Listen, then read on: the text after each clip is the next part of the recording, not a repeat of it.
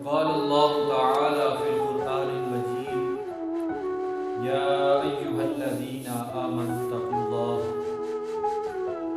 حضرت حسن بصری آپ فرماتے ہیں کہ جب آپ قرآن میں پڑھیں کہ اللہ فرما رہا ہے یا ایہا الذین آمنوا، تو آپ کو ہمتاً گوش ہو جانا چاہیے، آپ کے کان کھڑے ہو جانے چاہیے کہ اللہ ہم ایمان والوں کو مخاطب کر رہا ہے۔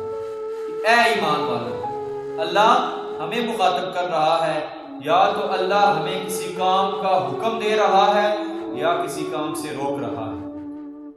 اللہ رب العزت ارشاد فرماتا ہے یا ایھا الذین آمنوا اتقوا اللہ، اے ایمان والو اللہ سے ڈرو، یعنی دل میں خوف خدا رکھو اور اللہ کی اطاعت کرو۔ ایک اور مقام پر اللہ رب العزت نے ارشاد فرمایا وَلْتَنْظُرْ نَفْسٌ مَّا قَدَّمَتْ لِغَدٍ، اور ہر انسان کو دیکھنا چاہیے کہ اس نے آگے کیا بھیجا کل کے لیے، یعنی قیامت کے دن کے لیے اس نے کیا کیا عمل کیے ہیں۔ اس کا مفہوم یہ ہے کہ بندے کو ہر وقت نیکی والے کام کرنے چاہیے۔ اللہ تعالیٰ ہمارے ہر اچھے اور برے اعمال سے واقف ہے کہ ہم کون سا کام اچھا کر رہے ہیں اور کون سا کام برا کر رہے ہیں۔ قیامت کے دن آسمان، سورج، چاند، ستارے، لیل، نہار، سب چیزیں انسان کے خلاف گواہی دیں گی یا انسان کے حق میں گواہی دیں گی، حتیٰ کہ بندے کے جو انسانی جسمانی اعضاء ہیں نا، ہاتھ، پاؤں، آنکھیں، کان، یہ بھی اللہ کی بارگاہ میں گواہی دیں گی۔ زمین بھی گواہی دے گی بندے کے خلاف اور بندے کے حق میں۔ مومن کے لیے زمین گواہی دے گی کہ یا اللہ یہ بندہ میرے اوپر نماز پڑھتا تھا، زکوٰۃ دیتا تھا، حج کرتا تھا، غریبوں کو کھانا کھلاتا تھا۔ جب مومن یہ سنے گا نا تو خوش ہو جائے گا کہ زمین میرے حق میں گواہی دے رہی ہے۔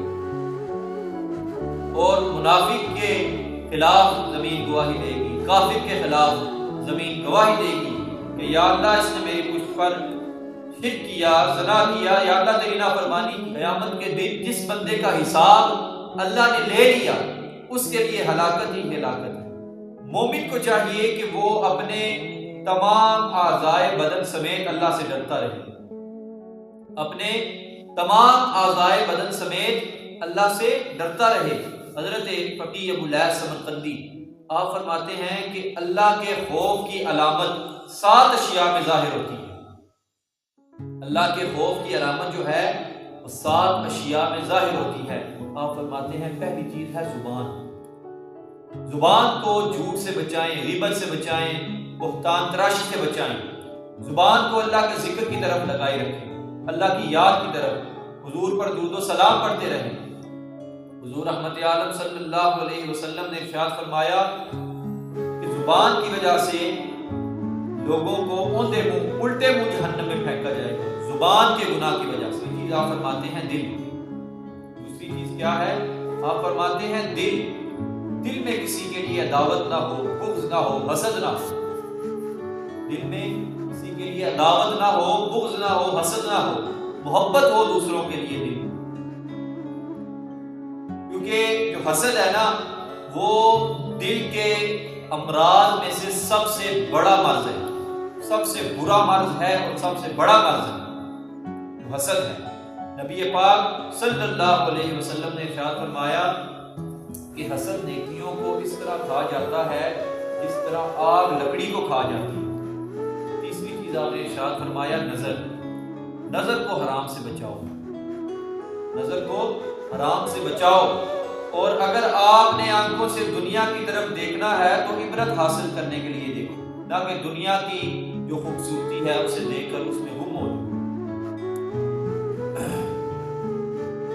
چوتھی چیز آپ فرماتے ہیں بطن، پیٹ کو حرام لقمے سے بچاؤ، حرام نہ کھاؤ، نہ کماؤ، نہ کھاؤ، نہ اپنی اولاد کو کھلاؤ۔ رحمت عالم صلی اللہ علیہ وسلم نے ارشاد فرمایا کہ جب ابن آدم کے پیٹ میں حرام لقمہ جاتا ہے تو زمین اور آسمان کے ہر فرشتہ، زمین اور آسمان کا ہر فرشتہ اس پر لعنت کرتا ہے۔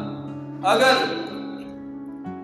اس کی موت اسی وقت ہو جائے جب اس کے پیٹ میں وہ لقمہ ہو، حضور فرماتے ہیں کہ اس کا ٹھکانہ جہنم۔ اور پانچویں چیز آپ نے ارشاد فرمایا ہاتھوں کو حرام سے بچاؤ، ہاتھوں کو حرام سے بچاؤ، کسی مسلمان کو تکلیف نہ دو۔ حضور رحمت عالم صلی اللہ علیہ وسلم نے ارشاد فرمایا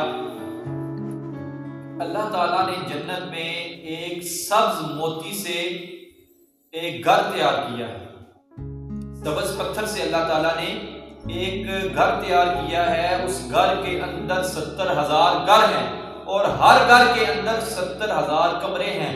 حضور فرماتے ہیں اس میں وہی داخل ہوگا جو اپنے ہاتھوں کو حرام سے بچائے۔ اور چھٹی چیز آپ نے فرمایا قدم کو حرام کی طرف نہ لگاؤ، حرام جگہ چل کر نہ جاؤ، بلکہ آپ ان لوگوں کی مجلس میں چل کے جائیں جس میں جا کر آپ کو اللہ اور اللہ کا رسول یاد ہو۔ پھر ساتویں اور آخری چیز آپ فرماتے ہیں کہ عبادت اگر کرنی ہے تو صرف اللہ کی رضا کے لیے کرنی، کسی کو دکھانے کے لیے عبادت نہیں کرنی کہ لوگ ہمیں دیکھیں گے، کہیں گے بہت بڑا نمازی ہے، بڑا ذاکر ہے، بڑا تہجد گزار ہے، بڑا سخی ہے۔ یہ خیال آپ کے ذہن میں، آپ کی نیت میں نہیں ہونا چاہیے۔ عبادت کوئی بھی آپ نے کرنی ہے، نیت کیا ہونی چاہیے؟ یا اللہ تیری رضا کے لیے ہم یہ عبادت کر رہے ہیں، جو بھی نیک عمل کر رہے ہیں یا اللہ ہم تیری رضا کے لیے کر رہے ہیں۔ حضرت فقیہ ابو لیث سمرقندی آپ فرماتے ہیں کہ جب بندہ ان ساری چیزوں پر عمل کر لیتا ہے نا، پھر اس بندے کا شمار ان لوگوں میں ہو جاتا ہے کہ جن کے لیے اللہ رب العزت نے ارشاد فرمایا وَالْآخِرَةُ عِندَ رَبِّكَ لِلْمُتَّقِينَ، اور آخرت کی کامیابی آپ کے رب کے نزدیک پرہیزگاروں کے لیے آیا إِنَّ الْمُتَّقِينَ فِي مَقَامٍ أَمِينٍ، یقیناً پرہیزگار قیامت کے دن امن کی جگہ میں ہوں گے، یعنی قیامت کے دن جو پرہیزگار ہوں گے، اللہ سے ڈرنے والے ہوں گے دنیا میں، وہ جنت میں ہوں گے۔ تو ہمیں چاہیے کہ ہم صرف اللہ سے ڈریں،